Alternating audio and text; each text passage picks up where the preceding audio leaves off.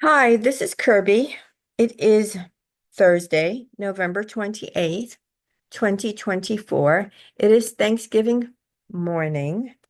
And while I was not going to work today, events that have taken place during, let's say, the last 48 to 72 hours,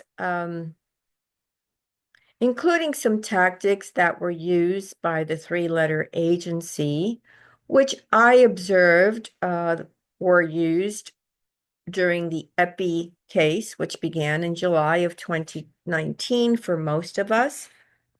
Well, this is going on now, and I wanted to address that. Before I get started, do me a favor, give this a like. I want to thank all of my new subscribers. I'm really honored to have you here. So here's what's going on. First, I want to describe COINTELPRO. COINTELPRO is a program that was developed by the three-letter agency.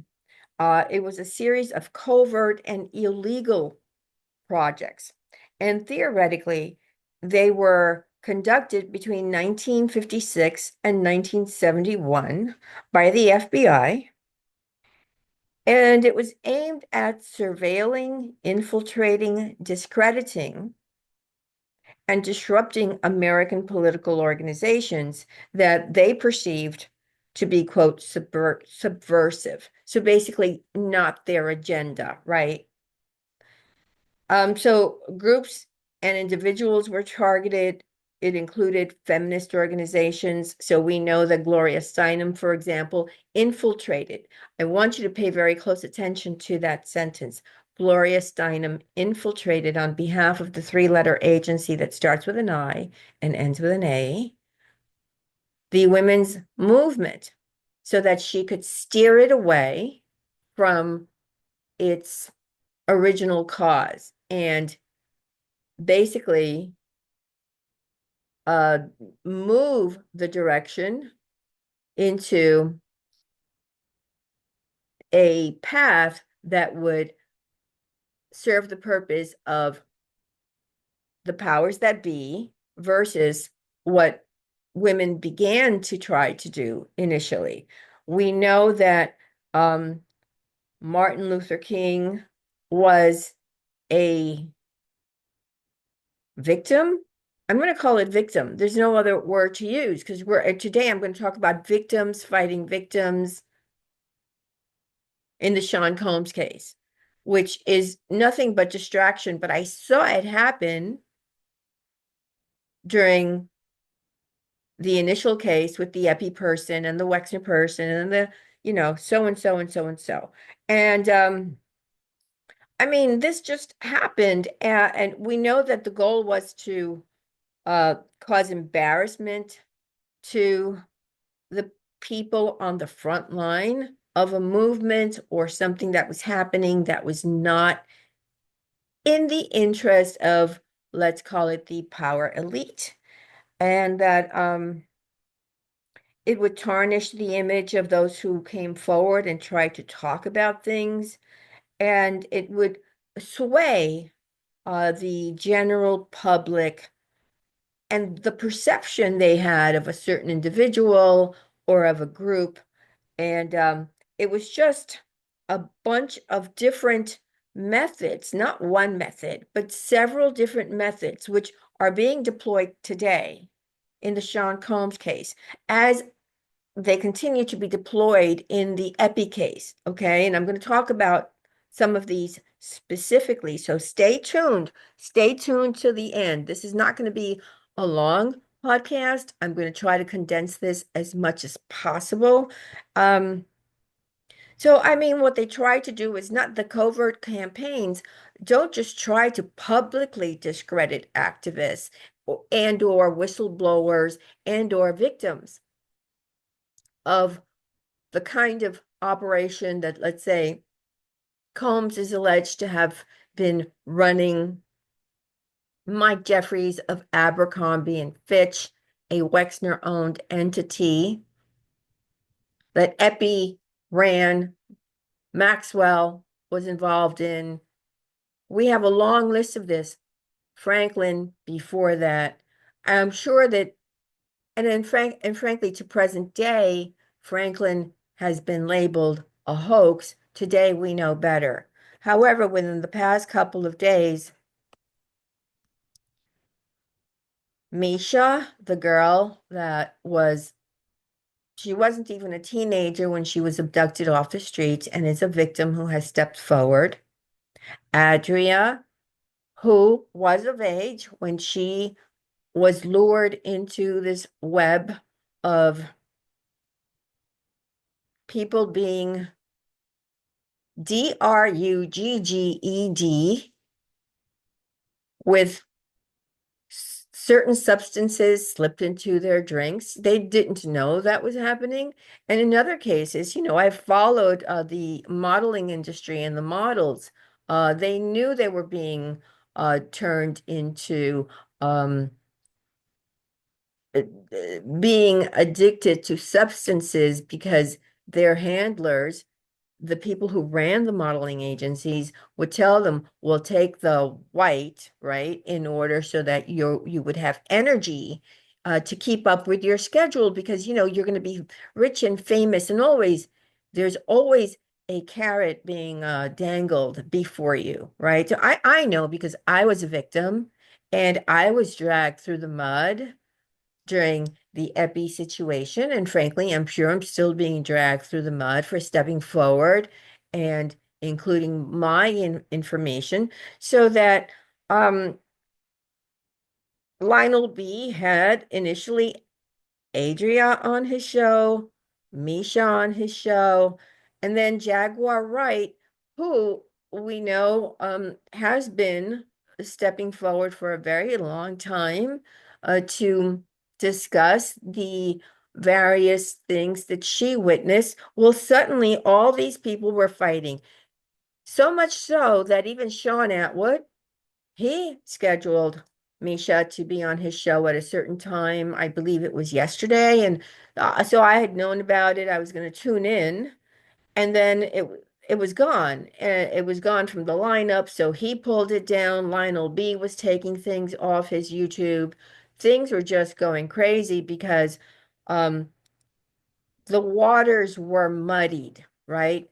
So suddenly, what happens is that, remember when I told you that people like people get infiltrated. So even if we remember the Harvey Weinstein situation, we know that Rose McGowan and several others that stepped forward, including Ronan Farrow, which you can read about in the New Yorker article, they had the attorney, whose name I'm not going to mention, who represented the victims. So we already see that there's a crossover, right? We see that the bad guys are, quote, representing victims, hired a company by the name of Black CUBE in order to, that is composed of agents from another country, a country that starts with the letter I, to infiltrate the life of Rose McGowan and Ronan Farrow in order to find out information and clearly to keep them from being able to speak about what had happened to them, or even in Ronan's case, what he was discovering. So this is happening. And so I remember when I was initially beginning to write about the Epi case and having people from Prince Andrew's camp attempt to contact me so that effectively I could be on his side. So like he had what is being exposed in the Combs case. We've heard that private investigators have visited the homes of podcasters or comedians or anybody who has a large following, sort of asking questions and, perhaps even offering them money to tell a different story, to deny this and tell a different story. Well, that happened in the Epi case, I do not believe it got any attention.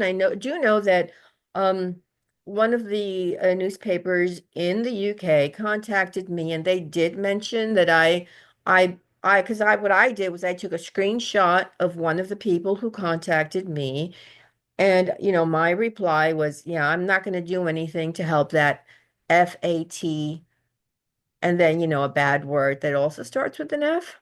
Um, and I posted that on then Twitter.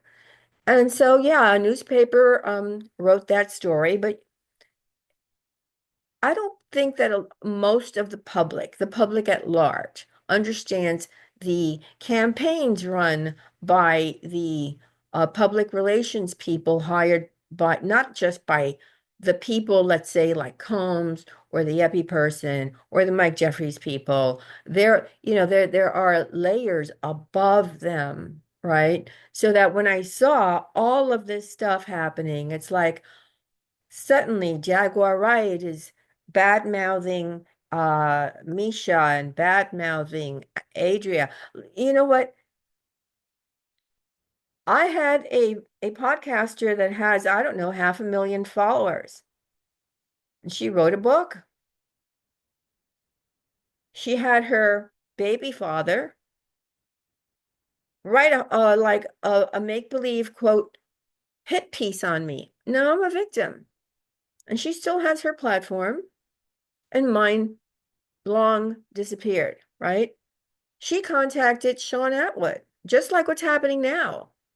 Because I've appeared on Atwood's show three times, and in fact, I was sort of helping him behind the scenes.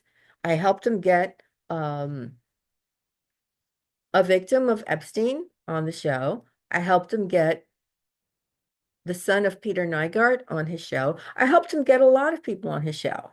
And he wasn't paying me. I was just doing this because it was like, okay, I think you should, this would be an interesting person for you to, and I would go out of my way and do that. And then somehow, he's like, oh, well, we have to stop because this is happening. So that it does derail a victim's voice when suddenly we have people, let's say in this case, it was Lionel B being interfered with. Lionel B, if you look at his podcast, and he's built it from nothing into what it is today, he's a pretty straightforward guy. But he put up another podcast, I believe it was sometime yesterday, addressing the allegations, addressing Jaguar Wright.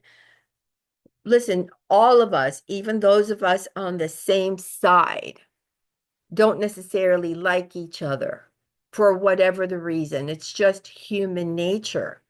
But we are also interfered with, meaning we have certain people who start whispering into our ear. And I know, for example, I'll say it right here, that Maria Farmer had Stanley Pottinger, who was a CIA agent, to whisper in her ear. And it caused so much damage. So that what it then does is it deflects, right? It deflects from the actual people that we are trying to expose for their wrongdoing, not just against, let's say, a vulnerable person. And I've used that term repeatedly, is somebody, let's say, who comes from a poor background, who is of age. I was of age when I was turned into a slave. Okay. I was of age, but I didn't know any better. I was not sophisticated to the ways of being ensnared, lied to, being followed. I was handed to my abuser by a police captain. In fact, the very same police captain from Epi's neighborhood handed me to, and then being followed by the, the police personnel, like they're trained by the three-letter agency. And we've heard in every instance, we've heard that Sean Combs gave a lot of money to the police. We heard the epi person giving a lot of money to the police. They call it a donation. I call it a bribe. I mean, really, let's call a spade, right? And so that it's hard enough for us in the court system, right? I could never come forward. I could never come forward. You know why I couldn't come forward? Because even at the level where there is a system where if you don't have any money, you can use I forget there's like a legal helpline for a legal help assistance something. I forget what exactly that's called, but my abuser's sister was sitting on the board of directors. So there was already somebody waiting, sitting there to make sure that I could never get the um legal help that I required to, and all I really wanted was to stop the attempts to kill me. Because I've had 3 attempts on my life that I'm aware of. God only knows how many maybe I've missed, right? But the silencing, the intimidation, the speaking truth to power only to be slapped in the face, the maligning of victims, the discrediting of victims, muddying the waters. It is hard enough for us in because the courts are compromised, right? Even in Ghislaine Maxwell's trial, oh, the judge overseeing her case got got an upgrade. She was promoted to the second circuit. So she was given a promotion. She had to sort of stop the trial for 3 days. And it was, frankly, it was about this time 2 years ago that that happened. I remember that. And oh, she had to go to Washington to get her promotion. And then, to be honest, I've told you a gazillion times that that trial was like a publicity stunt. I mean, there was so much that was omitted from that trial. So we have a hard enough time with the judicial system. We have a hard enough time getting an attorney to take on a case that sounds too, I mean, like the things that happen sound so far from what happens to normal people that it's hard to grasp just for even some other victims. You know, I've had victims on my platforms say, well, that's kind of hard to believe. Well, it may be hard to believe because it's never happened to you and maybe you haven't been exposed to some of this horrifying behavior, but it doesn't mean it didn't happen to other people. And then shaming of, let's say, people who were of age interacting with minors. Well, if you're drugged, as is the case in the Misha and the Adria, I don't know how to pronounce her name. And I know that it's difficult for, like, even when Virginia Giuffre began tweeting, she wasn't spelling all the words right. She had a lot of grammatical mistakes. She was being, frankly, guided by David Boies, right? And J. Stanley Pottinger, blah, blah, blah. But so that when people are kept out of school, not that our schools are perfect, but, you know, the normal world will see someone who is writing with grammatical mistakes, tweeting or whatever, and then maybe somebody who's stepping forward, who was a child and kept out of school for a number of years. We're not going to be sitting here, let's say, listening to the testimony from somebody who went to school uninterrupted, had an okay family life. No, we're talking and listening from victims, myself included, who had backgrounds, difficult backgrounds. That does not mean that what they're saying is not true. And in their case, they were threatened. You know, there are threats, there's coercion. We have seen the video of Diddy beating a woman whose name you all know. We've seen how incredibly aggressive he is, for lack of a better word. We know that it is believed that he had something to do with the unaliving of two very famous people. And so my point is, do not get distracted by the noise. Focus on the issue at hand. We already know that in this case, in the Combs case, he's not, if you read the allegations against him, and in fact, he was denied bail for the third time yesterday. It happened late in the day. I uploaded the 5-page letter to my Patreon. So for those of you who are there, it's there. You can download it.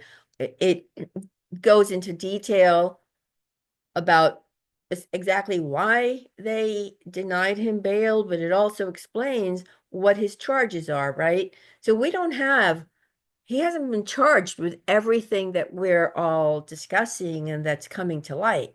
He's not being charged, let's say, with the minor situation. He's not being charged with a lot of other things that start with the R word. He's not being charged with any of that. Neither are other people, like let's say the music mogul who helped make him a household name. And there are a couple of them. There are two that I'm not going to name, but I have named on this platform.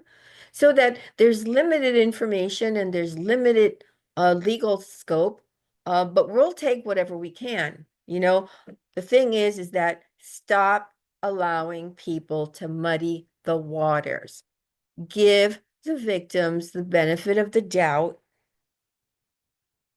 Don't just get into DMs with strangers, almost everyone using all the social media. They use like anonymous things. You don't know who you're talking to. When I was covering the Epi case for, commencing July 2019, I had a gazillion people who I had no idea who they were telling me all kinds of crazy things.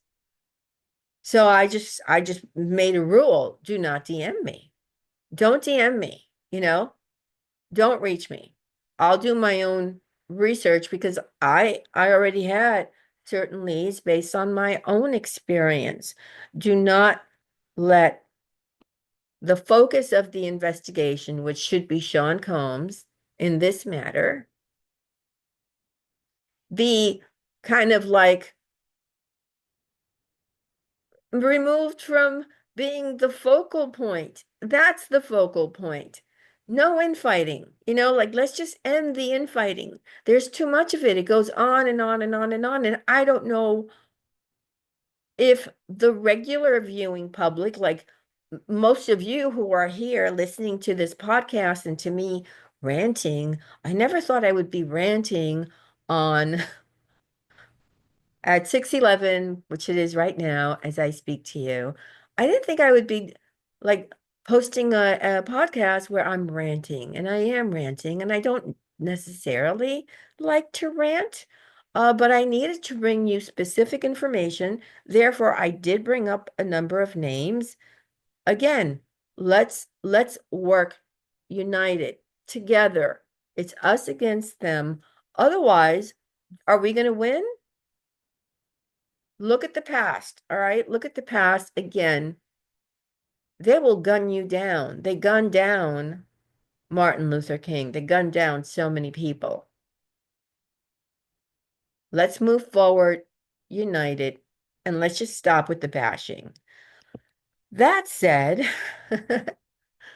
have a really great Thanksgiving. If you even believe in Thanksgiving, I'm beginning to think, oh my God, we've become so politicized that some people don't even believe in Thanksgiving. It's just a holiday. Have some food. You don't like turkey, have something else. I'm not having turkey. I like something else, so I'm going to have other things. Just chill. Enjoy the fact that maybe, you don't have to work today. Go for a walk. In New York, it's raining. Okay, but we're going to have a parade, and guess what? I'm going to enjoy it. All right, guys. Have a good day. Bye.